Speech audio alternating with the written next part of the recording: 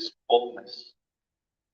A Krishna conscious man is not in need of anything because the Lord fulfills all his material necessities. Therefore, he is like the ocean, always full in himself. Desires may come to him like the waters of the rivers that flow into the ocean. But he is steady in his activities, and he's not even slightly disturbed by desires for sense gratification. That is the proof of a Krishna conscious man, one who has lost all the inclinations for material sense gratification, although the desires are present. As he remains satisfied in the transcendental loving service of the Lord, he can remain steady like the ocean, and therefore enjoy full peace. Others, however, who want to fulfill desires, even up to the limit of liberation, what to speak of material success, never attain peace. The fruitive workers, the salvationists, and also the yogis who are after mystic yogic powers are all unhappy because of unfulfilled desires. But the person in Krishna consciousness is happy in the service of the Lord, and he has no desires to be fulfilled. In fact, he does not even desire liberation from the so-called material bondage. The devotees of Krishna have no material desires, and therefore they are in perfect peace. Srila Prabhupada ki jai. Om Adhyanatamrandasya Jnananjanashanakaya Chakshurmilitam Yena Tasmai Shri Gurave Namaha. Namaha Om Vishnu Padaya Krishna Prestaya Bhutale Srimate Bhaktivedanta Swami Nityanamine Namaste Saraswati Deve Gauravani Pracharine Nirvishesha Shunyavani Paschajali Chatarine Jaya Shri Krishna Chaitanya Prabhu Nityananda Shri Advaita Gadadhara Srivas Hari Gaura Bhaktavrinda Hare Krishna, Krishna Krishna, Hare Hare, Hare Rama, Rama Rama, Hare Hare. Read the verse one more time. A person who is not disturbed by the incessant flow of desires that enter like rivers into the ocean, which is ever being filled, but is always still, can alone achieve peace, and not the man who strives to satisfy such desires. So Krishna here is using this metaphor once again that we find in nature, that if you're anybody who's been to an ocean, you can understand a little bit, right? You can see only a part of the ocean from the shore, but it stretches so far, even beyond what the eyes can see. You can only see even just a small part of the ocean at a time. It's so vast. And so this is describing how the yogi, the devotee, the one whose consciousness is fixed up on spiritual truth, that even though there's so many desires, and desires can also be referred to as disturbances that come along in our life, desires that have a way of agitating the mind. Right? If we want something, ooh, you see that? I want this thing. And then all of a sudden, some type of agitation begins to stir. And so this is describing that the person who's trying to satisfy every desire that comes in to the mind, that they can't find peace. But those who are understanding that the real peace comes from within aren't striving to satisfy all these desires, because they're connected to a much vast and greater source of happiness. This is described in this verse. And the Sanskrit is interesting, especially in the last line. It says there that na kama kami. That kama is the Sanskrit word. Who knows what this means? Kama. Desires. Lust. Right? Not kama, that there's no desire. And then kami, that's the one who's desiring. Right? Kami is desiring. So if you were to translate this last portion of this last line, it would say that the person who is desiring is not desiring, right? Not kama kami. That these desires are coming. It seems interesting, right? That someone who's spiritually advanced, you would think that they don't even have any, material desires going on. But Krishna is not saying that here. He's saying actually that these desires are coming, just like rivers that are flowing into a vast ocean. Desires are still there. But the difference is between the one who's striving to satisfy all these desires and the one who's connected spiritually is that they're not shaken. They're not looking to attain or achieve these results of their desires at every turn like this. So this Sanskrit's very instructive in this verse, that they're not desiring to desire. It's almost like a one-way street that's coming in. That for those devotees who are connected in this way to spiritual truth, that the desires are coming in, but they're not going out. That's a very interesting thing. If we think that we see something we want, senses see an object that we desire, whether it be some material thing. Sometimes we look at other living beings, right? Other men, other women, we desire like this. Or we see some type of position of power we desire. Or we see some kind of, excess money. Okay, then I want this. That's where it begins, right? But for those who are connected like this, then that desire comes, but because it enters into such a vast connection of well-being for the practitioner of Krishna consciousness, because that's what's being discussed in this verse, the happiness that one derives from a real spiritual practice. That so much so that this spiritual practice can be compared to a vast ocean. So why is it that these devotees aren't feeling any desires whatsoever? Well, it's like we said before, these desires can also be compared to disturbances that come up. And so even one who's situated and fixed up, very strong spiritual practice, sometimes there are disturbances that come, right? Someone may want to spend their days in meditation, very peaceful life, but inevitably there's some disturbance that comes along. It says in the material world there are 3 types of disturbances. The disturbances from other living entities, the disturbances from the devatas, from the demigods, it's too hot, it's too cold. And then the disturbances from our own selves, adhyatmika, that our own mind is disturbing us all the time.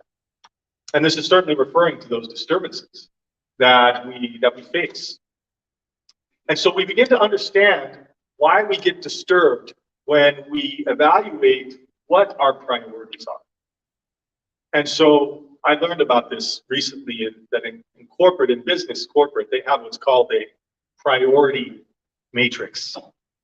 Priority matrix means that for your business to run properly, or you to produce properly for the business, then that means that there are some priorities which are critical, some priorities which are below critical important, right?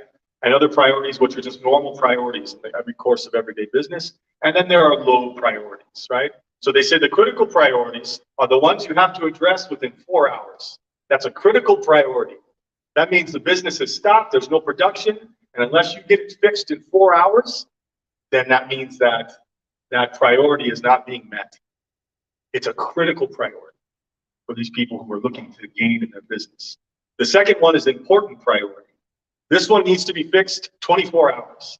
If you don't fix it in 24 hours, then all kinds of problems for the business. Business doesn't run properly. Normal priority, okay, you can fix it 48 hours. It's a little bit lower on the list.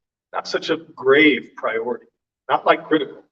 And then of course the low priority, that one you can do in maybe 4 or 5 days. Okay, this is low on the priority list. So I had this experience of prioritizing my spiritual life and my material life not long ago, about last year. And when we read the Bhagavad Gita, we understand that the best type of priority for our lives, the number one priority, is our spiritual priority, our spiritual practice, our spiritual devotion. Why? Because this informs the rest of our lives. This informs how well we do at work, how well we're performing at work, how well we perform at home, how well we perform in relation to other living entities, other people that we come across. That unless our spiritual life is correct, then everything else, it comes across as a disturbance. But I had this experience about a year ago where I had a shift in managers at my job. The person I was working directly under moved on to a different position, and then that meant there was a newer person coming in. And there was a few people who were worried about this. Said, "Oh, can't this new person? Whispers going on. Some news coming. What are we going to do? What if they're mean? What if they're strict?" Has anyone ever had this kind of situation before? Shift, yeah, at work. Yeah, so everybody's feeling anxiety. And so when it finally happens, this person comes, and of course, big shift. Everything changes, right? There's a whole different set of, tasks, different priority for those tasks. Everything changed. And one person I was working with was like, "I can't take this. This is too much." Very stressed out. And so I'm thinking, okay, we'll see how this goes. But then I began to realize and notice that I was also experiencing a lot. And so I began to analyze in my daily practice of spiritual life, my chanting, we sing spiritual life, we sit and we meditate, we pray, we chant, we associate with devotees. And so I began to ask Krishna, what's going on? Why am I in so much anxiety over this change? And I had to confront the fact that there was a critical priority that I had in my life that was above my spiritual practice. And it was my work, it was my job. I didn't even realize it. I didn't realize that this something was so important that a small change, right, could knock me off. All of a sudden, I was having trouble with my spiritual practice. I wasn't reading as much. I'm so worried about it. I'm skipping lunch. That's when I normally am chanting, catching up with my, peace. And now I'm skipping lunch and trying to do everything on it. My family's noticing what's wrong. It's stressed out, anxiety. So these priorities, they're also referred to as centers. Each of us has these centers in our lives, right? We have a center which could be our work. It could be our family. For some people, I noticed that their center is some type of politics going on the TV or the radio. You ever meet anybody like this? Politics, very important, right? This is a center for them. And it begins like a hierarchy, like, okay, what's most important is what we're devoting our consciousness to. And then without even realizing, we're centered on this thing. And so if the person who's a stockbroker, right? However the stock market's going, if money's going good and there's all kinds of, abundance, then ecstatic, right? But if there's a crash, suffer like it, right? Or how about with family? This is a good positive thing that family's at the center, right? There's no problem with this. But let's say there's some kind of disturbance in the family. Maybe people aren't getting along. Maybe there's some kind of conflict within the family. Then for that person, family is everything, then they're not going to experience peace. They're going to experience distress. And then these people who have the center as politics, then if that person doesn't get elected, then disappointment. And then complaining, this is what's wrong with the world, this person. I can't even have an effect on my own life. Let's get this person out of the office, and then I can be happy again. This is the mentality. These are the different centers. And there's many more. I'm just using just a couple of examples of what could be a center in our lives. So this brings us to the importance of a verse like this. That this verse is so important because unless we are anchored to something real, to something authentic, an authentic spiritual truth, then when these waves come or these rivers come, right? Sometimes it's dry season. There's not so much rain. But when the rainy season comes, then the rivers are coming. And sometimes our lives are like that rainy season. So much disturbance, so much setbacks, unrest, right? Difficulties.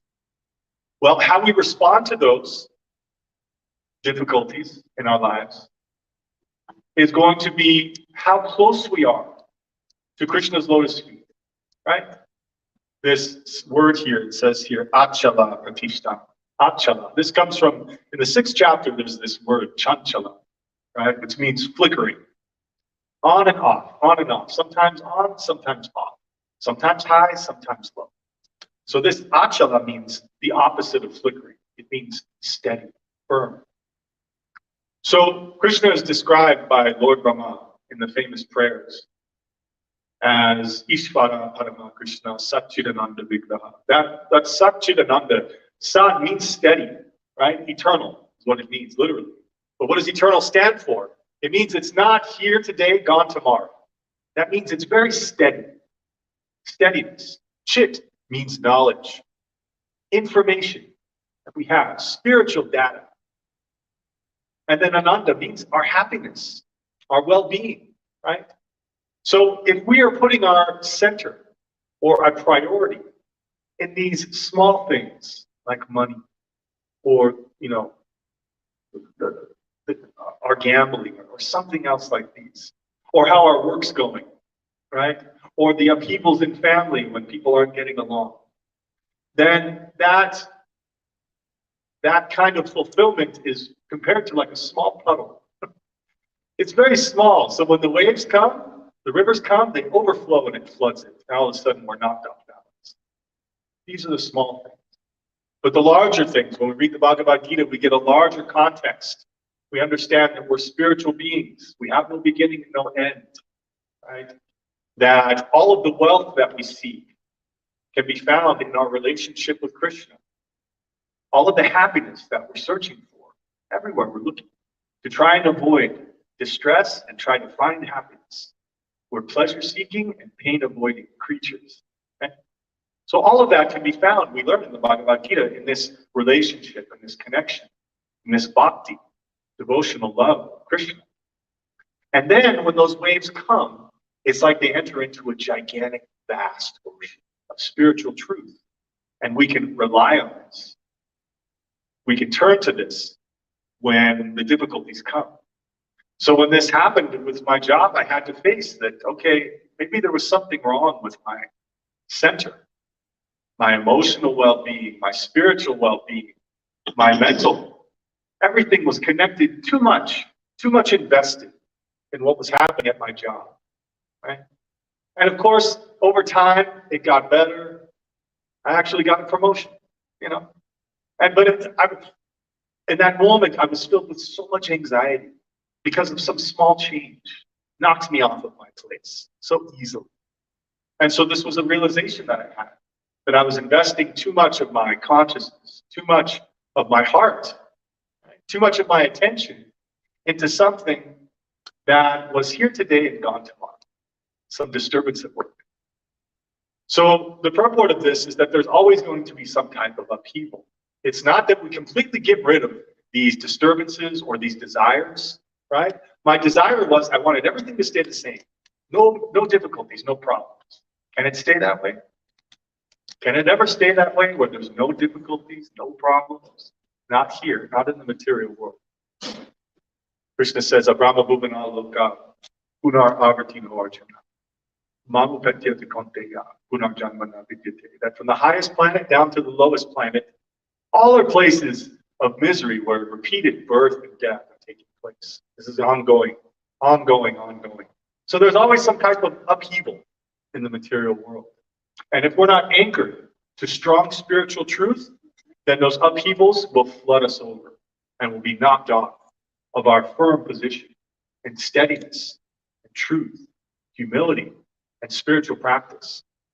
This allows us to be able to absorb the difficulties of life without being disturbed like this. Just like the ocean, so many rivers are coming in. It may be rainy season, so much rain is coming, but still the ocean doesn't overflood completely.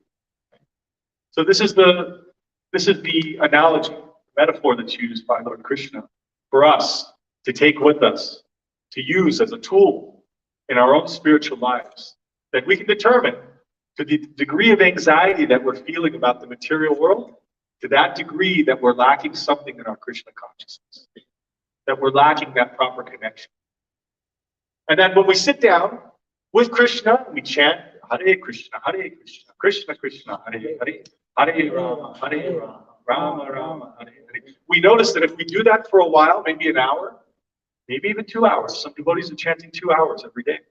When you do this, then these problems that come, then you see that actually I'm not so much disturbed as I normally would be. But then if we get removed from that practice, for whatever reasons, we say, oh, this is more important. Our priority index says, oh, this is critical. I've got to go do this before I chant. I've got to go do this before I read Bhagavad Gita. Let me just do this first, and then I promise. So then our spiritual life goes from critical down to low priority. I'll get it done. And then when that low priority happens, then we get the anxiety that we feel.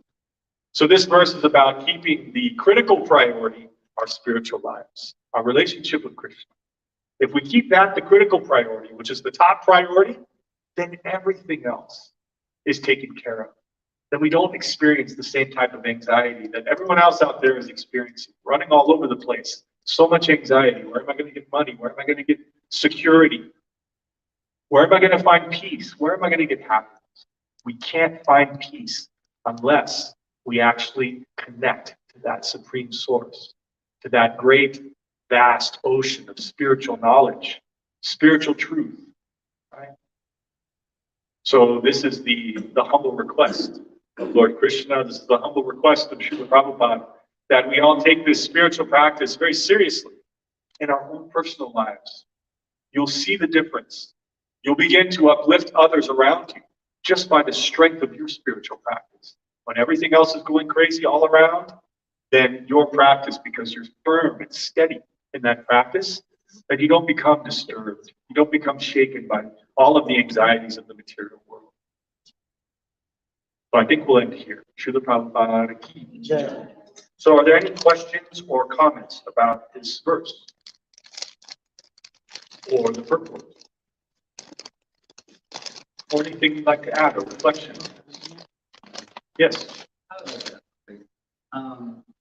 One thing that I have realized that comes here from my teachings is sometimes too we see the truth and we get so blinded by the light and the beauty or the truth, especially when we are in states of consciousness, that we forget to look back down, right? And in that empty pool awareness, sometimes it's easy for us to shift our awareness to the light, right? Shift our awareness to the light, rather than to look back at the ground and where we were, right? My teacher uses the saying, you get so enamored by the snow of the Himalayas